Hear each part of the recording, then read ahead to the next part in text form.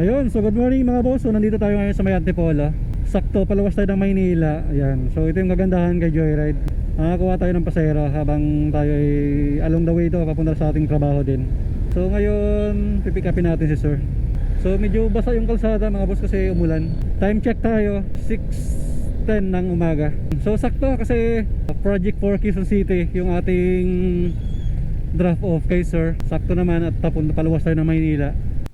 Hello sir, dito na po ako sir sa pick up location na nakapin po. Thank you po. Ayun, may bonnet pala sir. Laging handa sir. Ah, talaga sir? Sideline din. Sideline lang din. Paras tayo. Sige sir. So naibaba na natin si sir dito sa may Project 4 Quezon City. So yung pamasahe ni sir magmula Antipolo hanggang dito sa may Project 4 Quezon City ay 250. May panggasolina na tayo mga boss. Maaga pa naman, 7:18. So almost 1 hour yung biyahe namin kasi sobrang traffic.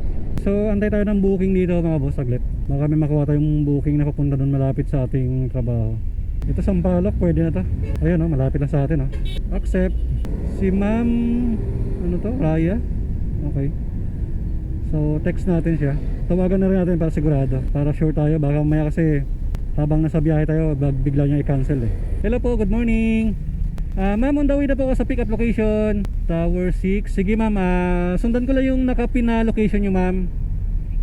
Thank you po.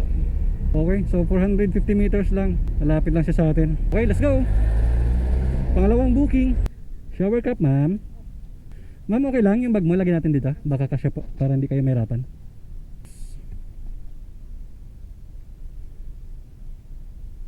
Okay na kayo ma'am. Sige po. Papasok po kayo sa trabaho ma'am. School po. Nag-aaral po po. So naibaba na natin si ma'am. So estudyante siya dito ng UST. So time check, 8 to 7 na tayo mga boss. So late na tayo sa trabaho. Ang binayad yata ni ma'am is parang nasa 150. So okay na. Libre na gas natin mga boss. Saka libre na yung pangalmusal natin. So abang-abang lang tayo. Baka may makuha tayong booking na papunta ng Malate. Ayan, so may nakuha tayong booking mga boss. Sakto papunta doon sa may Ermita. So tawagan natin. On the way na po ako sa pick up location sir. Thank you po. Shower cap sir. Okay, sige sir, palak na lang helmet.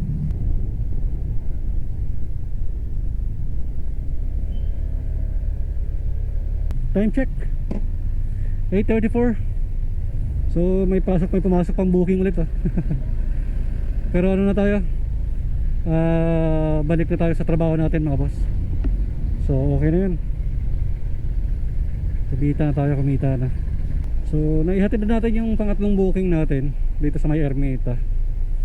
So sakto naman, malapit na yung trabaho natin dito, kaya pasok na tayo sa trabaho.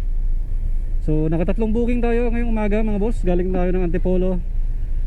So nakapaghatid tayo ng pasahero hanggang Project 4 Quezon City. Tapos nakapick up tayo ng pangalawang pasahero sa may Project 4. Malapit lang na sa drop off natin kanina hanggang Sampaloc. Tapos pagdating natin sa Sampaloc, nakapick up tayo ng pangatlong pasahero natin papunta naman ng Ermita. So saktong sakto din sa trabaho natin, o diba? Halos 480 pinita natin yung umaga, o diba? Sideline. Okay, so next vlog ulit tayo mga boss sa sunod nating biyahe. Hanggang dito lang muna tayo mga boss. Thank you.